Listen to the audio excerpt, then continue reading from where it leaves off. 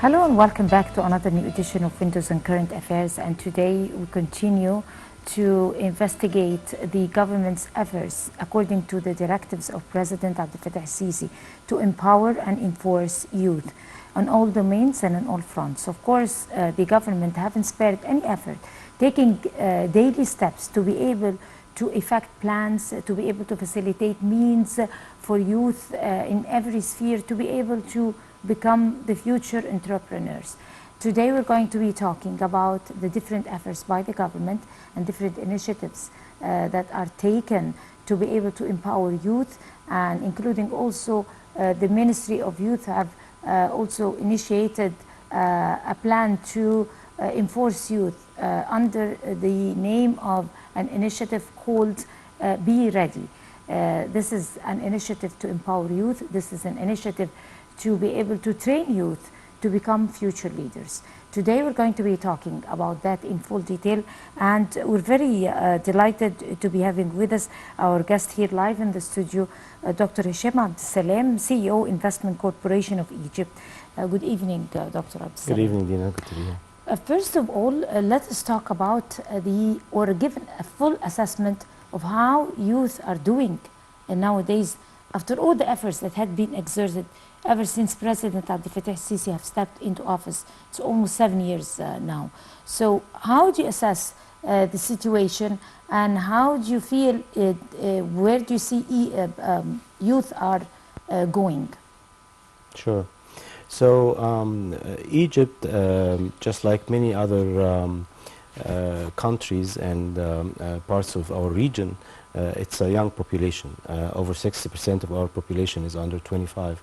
And that is the engine of the economy. If you look at other markets or other economies, China had the highest growth rate when its population was young. On the other hand, older populations in Europe or Japan are affecting the growth of their economies in a negative way. Since 2012, since the new republic, if you want, has been established, the government has taken quite a number of effective steps to develop opportunities for the youth. In my view, I see that going through 3 or 4 different, let's say, different segments. Education is essential. Upskilling the graduates or the youth that is going to be the leaders of the future, or the entrepreneurs of the future, or the force of growth for our country, as well as inclusion, total inclusion, as far as women are concerned, and that's very important. Different geographical areas of the country, and different segments of the population, high income, low income, and so on. So there's a number of programs that the Ministry of Youth and Sports have taken in joint ventures with international organizations, as well as NGOs within Egypt.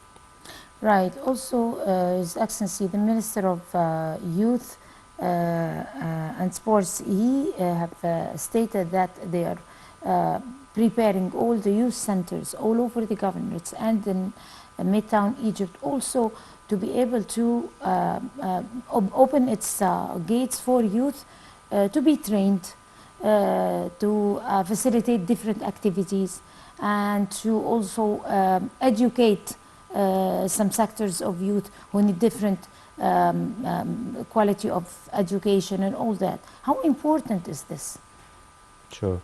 So as we just mentioned, education is critical, but if you look at the future, the next few decades are seeing huge transformation in terms of what will be the most important sectors.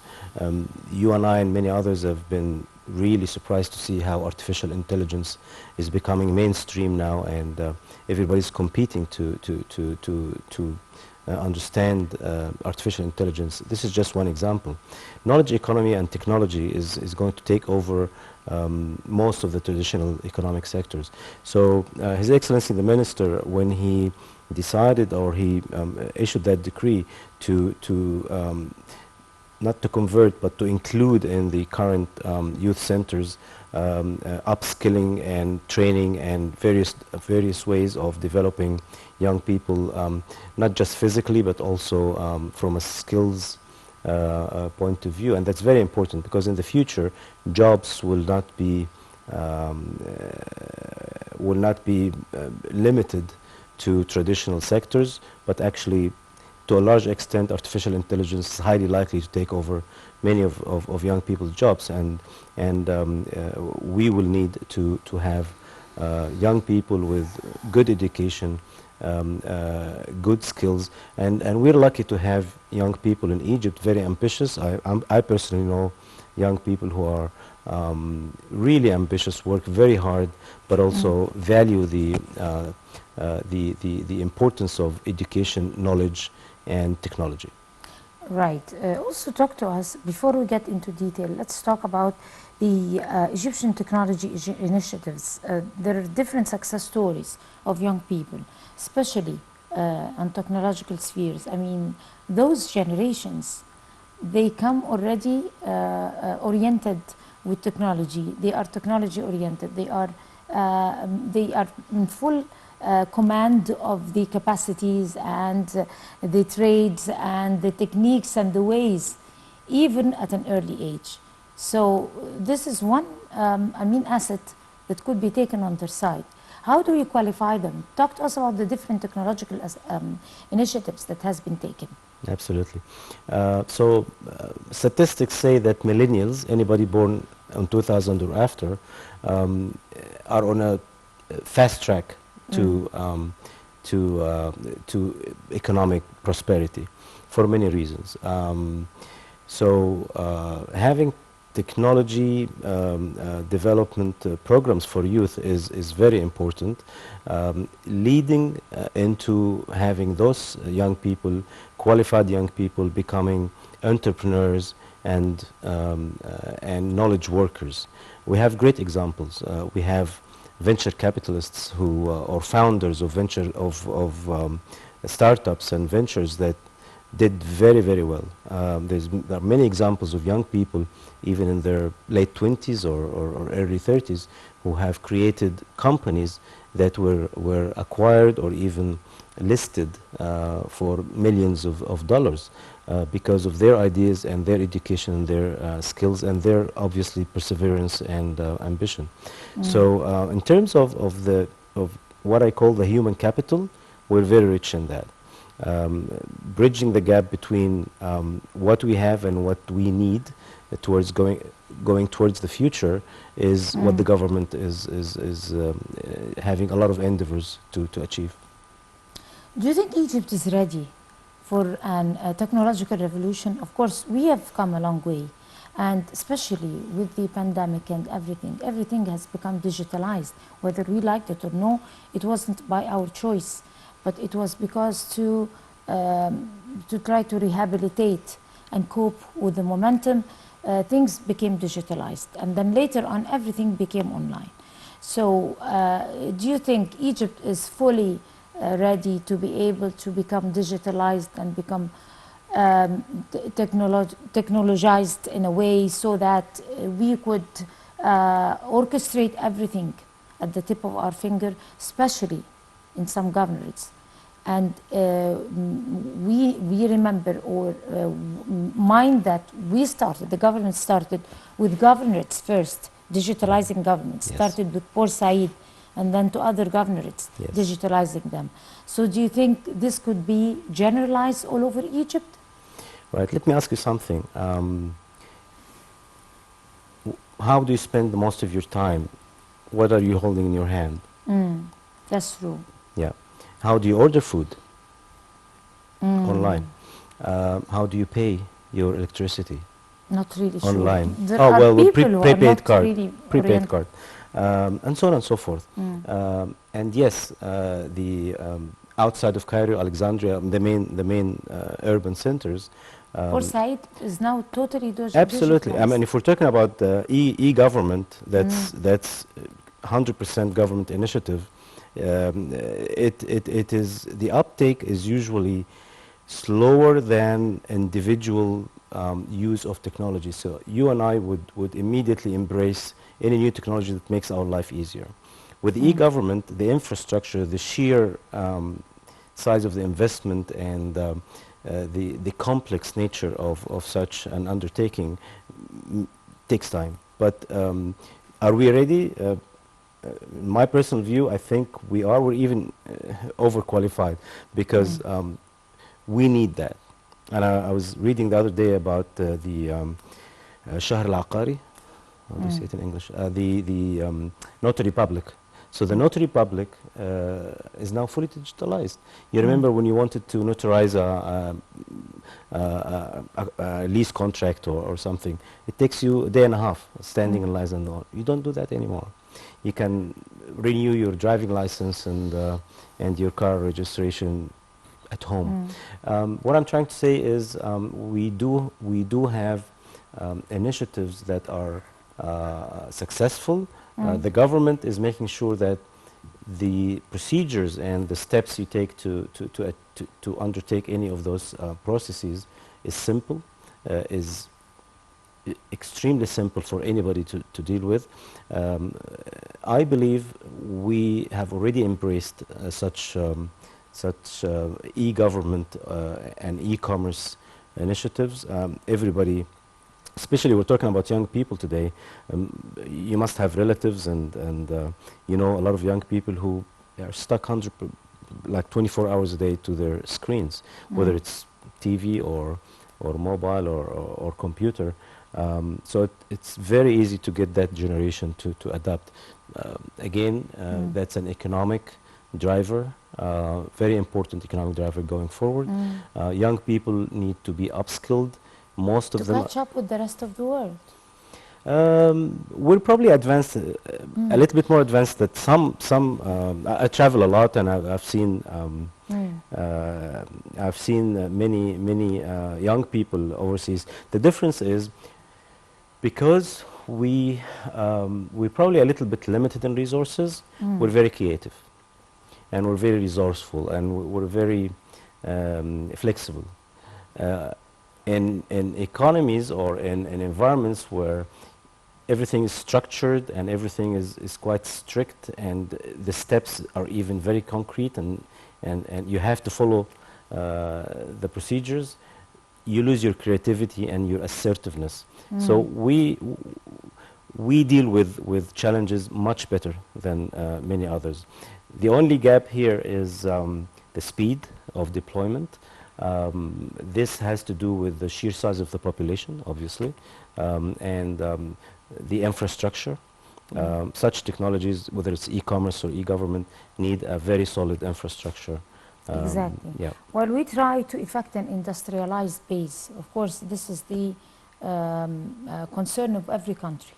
So on our pace or on our trip to or course to effect an industrialized base, we surely have to mind some other important factors like climate change, like coping with the environmental challenges, and also trying to preserve our natural resources and stand up to the hazards and dangers of climate change and all that. With this comes the green economy and the importance of preserving greenery and maintaining environmental safety.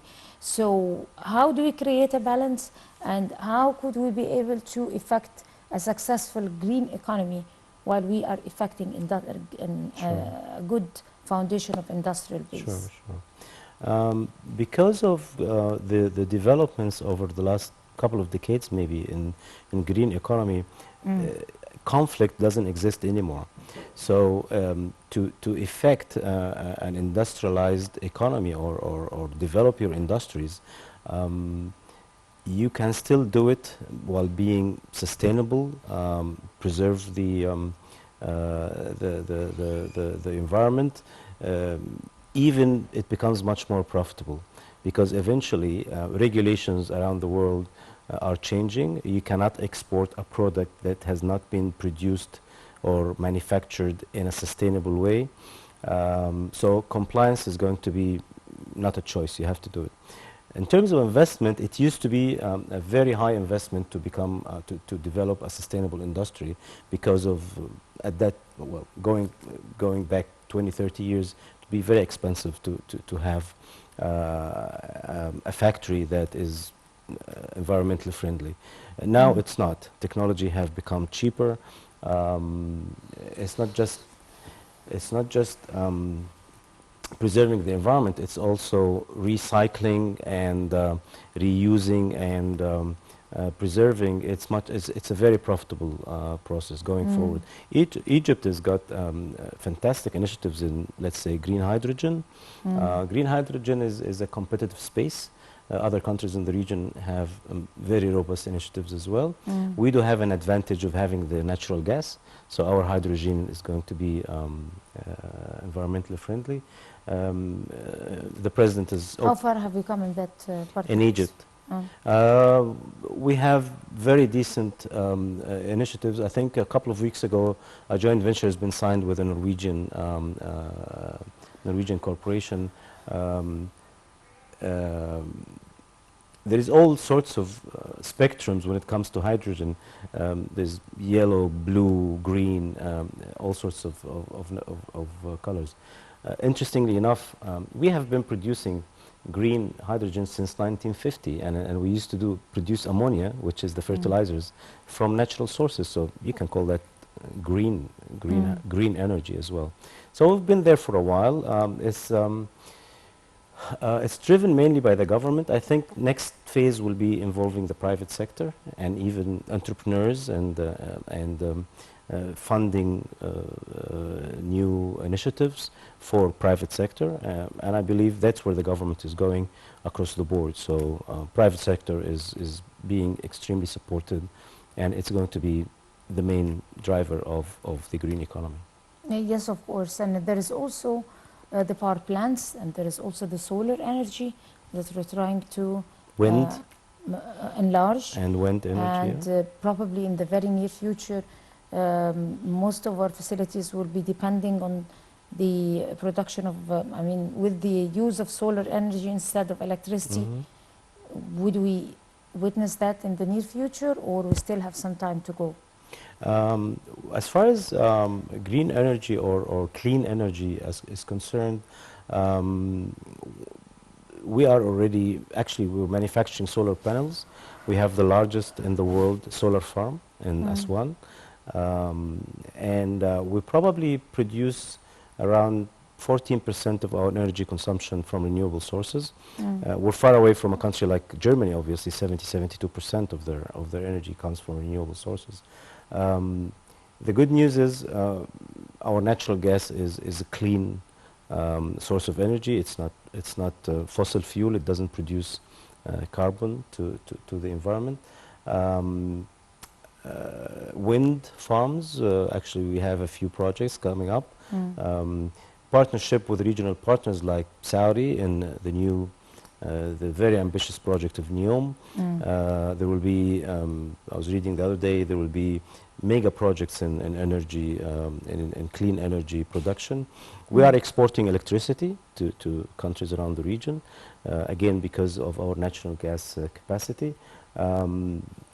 In terms of pollution or recycling, I think we have a way to go. We recycle, I was surprised to know that we actually recycle at least 50% of our waste in Egypt.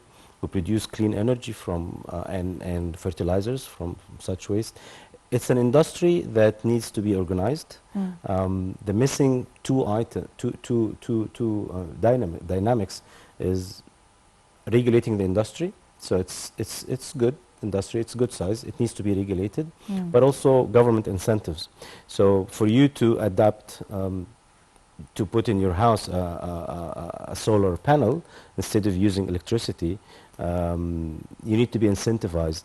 maybe reduced, And I don't know, it needs to be at affordable price. affordable. And in other markets, you will see that the government actually subsidizes that. If you choose to have an electric car, you pay less tax, and you get tax breaks, but also you get incentives. So if the electric vehicle is $40,000, you pay 30, and the government will support you by 10 or 25%. That's how you push towards the adaptation of green economy. That's true also. But also, in order to have a clean environment and in order to have recycling, mentioning recycling, people have become fully aware with the process of recycling, especially in schools and in public utilities and in recreational areas and stuff like that. Recycling and the colors of bans everywhere, Sorting, where yeah. you can throw this and throw that.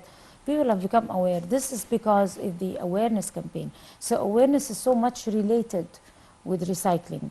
Recycling becomes easy if you are fully aware with the importance of recycling. So do you think that we need more awareness in some areas, like in the rural areas, for example, in villages, in places where there are low income brackets and the level of education is a little bit retreating? So do you think it is related to awareness? The problem could be sorted out with awareness? Sure. Back to the main subject of this episode, which is young people. Youngsters are usually faster adapters, so they adapt quickly to the new wave, if you want. In terms of awareness, they are very exposed. Young people are exposed. They are on Facebook, on media most of the time. So the messaging that's coming from, whether it's the NGOs or the government or private sector even, is reaching the young people. Now, what needs to happen, obviously, yes, recycling, sorting, and collecting is happening very well in suburban and villages that you mentioned, but it's happening in a very random way. It's driven by profit. It's not driven by environmental awareness. So collecting aluminum cans or plastics or paper or cartons at the very basic level is done by let's call them small businesses or individuals, given to a middleman or a sorting or a warehouse, and then given to the recycling plant eventually. So it's happening. It's not organized. It's not even regulated. There's a lot of hazard involved because handling such processes has rules. On the individual level, I believe that my own experience, at least, young people are much more aware that we're talking about today. They would sort, as you said. They will do the sorting at the first level. So if they have a plastic bag, they put it with the plastics or glass or aluminum. It comes naturally to them because the messaging coming through various channels of media reach them much faster and they adapt much faster. People like me, old people, probably will need some more effort, but we will try. So also talking about standing up to the side effects of pollution and everything, and enforcing the awareness of, fighting pollution should be also related to harshening the laws and adapting people, or to teaching people how to adapt to be able to obey the rules and compromise with other things that supposed to be restricted, not like before, because this type of awareness is a little bit rare now. It is not fully spread amongst all sectors of society. Do you agree or no? And do you think that the current laws, the current environmental rules, if it's international or the domestic ones, are enough to be able to provide a healthy environment, or should we try to change the laws, try to push it a little bit forward? How do you assess it? Usually, Dina, there are two ways of getting people to change. Incentives and punishment. So Exactly. we don't have any shortage of rules or laws. We are very good with that. Actually, we have more than we need. It's a matter of enforcing the rules. And enforcing the rules is probably just 50% of the process. You need to provide incentives. So let's take a very simple example. If you throw your waste in the streets or somewhere where it's not supposed to be, you need to be aware that at some stage you will have to pay for this. Having only the awareness that That this is this wrong is is not wrong, enough. it's not going to help a lot because people enjoy what they're used to. To change a habit or you have to be, as you said, a little bit harsh. You have to have a Tightening the certain law a little. yes, a certain consequence to what you do, but also incentivized. I have a very interesting story. I used to live in Dubai for a long time, and I was driving at night during Ramadan, so 3 o'clock in the morning, going to the mosque, and I had something in my hand. I was eating some sweets going to the mosque. So I stopped at the, it just comes to you naturally. I stopped at the garbage can and threw away the empty bag. I was the only one in the street, 3 o'clock in the morning. So in 2 minutes I saw a very big car with flashlights and so on. So I said, what did I do wrong? So I stopped. The gentleman who came out, he said, I'm the deputy manager of municipality and I saw what you did and I'd like to have your name and number and email. I'd like to send you a thank you letter. And I thought, it's not going to happen. So I gave him my email. Second day, I had an email with a certificate that said, thank you very much, you've done this. So that's incentive. Every time I tell that story, it gives me a good example of how people change their behavior. And you probably agree that if you look around and you see everything everybody's collaborating to make their environment clean, you will probably naturally follow that rule. Did I answer your question? Exactly, Yes. exactly, to a great extent, but also talking about the carbon emission. Yes. Talking not only garbage, I mean burning of the garbage or burning the leftover of industries, and you know, these violations requires a little bit step further than I have to agree incentives. with you on this one. We have some serious issues. Of course. Even medical waste. I mean, that's a huge challenge. Of course, medical waste, and you name it, and many other Yes, things. I yes. mean, the episode won't even take all I that. think, as you said, you probably said it right.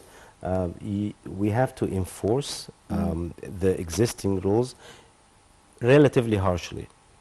Because there are some people, allow me to interfere here, there are some people who still exist and live amongst us who do not think at all that this is hazardous. They feel it's okay.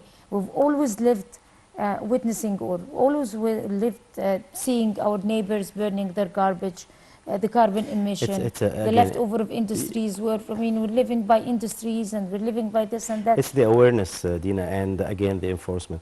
Awareness is probably the next step. Let's go back to, I mean, let's do a parallel thinking. How did we eradicate virus C? Treatment, proactive scanning, And and awareness. So for years. It took us it takes a long time because it changing people's habits. Changing people's habits is one of the most difficult human endeavors. But again, back to the youth. Our youth is aware. They want to change. They want to change the status quo. They are ambitious. Whether they are environmentally aware or not, I don't know, but they always choose the right thing. The majority, I mean, we're talking about the majority. There are exceptions, but exceptions prove the rule. So the majority of young people I see in the last 15 years since the current regime is taking over have given a lot of attention to the young people. I come from a village, and when I go back, occasionally I see a lot of changes. The youth centers become, as you said, an educational center. It's open to everybody. A lot of developments happening. young people are very ambitious when it comes to education now. I meet a lot of young people from my job, and they're very ambitious. They would like to learn, they would like to develop their skills, they want to catch up with the rest of the world. Um, Things like Facebook or Twitter or TikTok and so on is bringing the whole world together. Those young people know a lot about the other side of the world, and most of the time they want to understand how they live and what's their issues, challenges, ambitions, and probably develop themselves towards that as well. Exactly. But also encouraging the exports and encouraging the country or the state to export its production. Exporting would need production and would need also planning. Once we focus on exports and exceed the exports or work hard on achieving a certain number of exports or focusing on some industries to be exported is going to change the scene or our economic map. Absolutely. It's the high time for exports because of the crisis, the crunch we have in foreign currency. It's probably the most important or the easiest way to bring in forex to Egypt, US dollar to our economy is exports. We're very good with exports.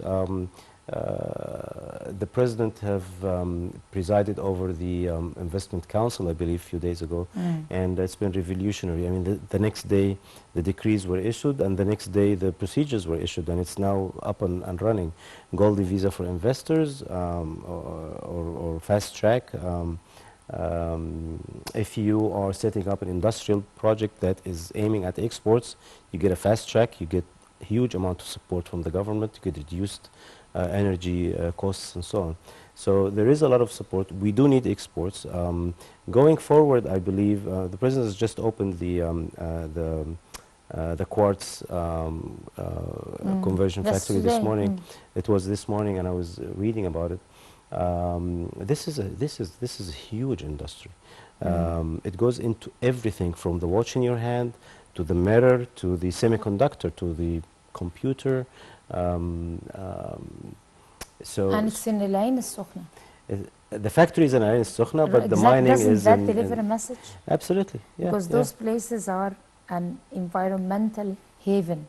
Yes. So establishing a factory inside a place like that, probably people who do not know about Al Ain al-Sukhna because it's environmentally clean. Sure, sure. So that also delivers a message. Sure. Sure, sure. Most of the new technologies and factories and plants are by default environmentally friendly and sustainable. You can't even buy equipment that is not environmentally friendly anymore. Compliance has become much easier than before. You don't have to spend a lot of money to be compliant with environmental laws. That particular, you asked me about exports. That particular factory or plant is converting the ore, the silica ore, into synthetic silica, which is used in so many different industries, and it's capitalizing on our natural wealth. That's a very good example of developing exports and the value, the investment put in that factory, the partnerships happening with advanced countries in semiconductors like Taiwan, Korea, China, and so on, Germany. Really solid steps. I believe in no time we will see the benefits of that. Also, the Ministry of Education and Scientific Research, also Ministry of Scientific Research, have effected an initiative under the name Be Ready for students and youth, the freshly graduate, to be able to prepare them for the practical life. They have facilitated centers, they have facilitated different courses and many other means in order to prepare them to be future leaders. How do you read that? Most of my involvement is with private sector, and I see a lot of young people wanting to engage in private sector. In the old days, everybody wants to graduate to go into the public sector, into the government, and have an 8 to 2 job, and that's it. Now, young people or fresh graduates always want to go into a diploma or a training course, even during their studies, to develop language or skills or technology skills or any sort of knowledge to go into the in good qualification to the job market. The Ministry of Education and Scientific Research is supporting this kind of thinking and allowing or affording those young people opportunities to develop their skills, because education is not enough without upskilling and adapting or developing your knowledge and exposure to the latest in the world. Economic challenges will always be there for our country or for any other country. The difference is we have a big wealth of human capital, young people. Our education systems are evolving, developing, and being improved. The government at the highest level is very keen and very strict about giving opportunities and equal opportunities, whether it's, as you said, the different segments of the economy in terms of income, A, B, C class, or whatever, in terms of gender, so especially empowering women. Women have a huge role in the economic process, so special programs for empowering women and young ladies, and geographies. So it's not just the big centers; it's everywhere. Actually, for example, the health insurance initiative is being rolled out first thing in Dimyat and Port Said, even before Cairo and Alexandria. So. The strategy. We're talking about the 100 million lives or the women and the children? Health insurance. Oh, health insurance, yes, exactly. The state health, statewide health insurance being rolled out outside Cairo and Alexandria. Almost like 2 years ago. Yes, and it's now live. It's implemented in those governorates, and it's moving into the rest. And the reason I think is that they are the most densely populated, and the healthcare expenditure there is higher. So it's a matter of supporting who needs it more. So as I said, it's inclusion. Inclusion is very important.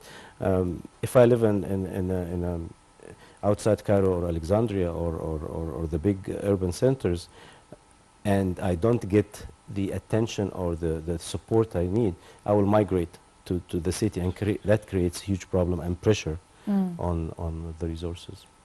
Exactly, Dr. Hisham Abdul Salam, CEO, Investment Corporation of Egypt. I'd like to thank you so much for coming over to Windows and Current Affairs. Thank you. And it has been our pleasure. Thank you so much for coming. I guess this would bring us to the end of this edition of Windows and Current Affairs. Many thanks to all of you. Till we see you again next week. That's a goodbye.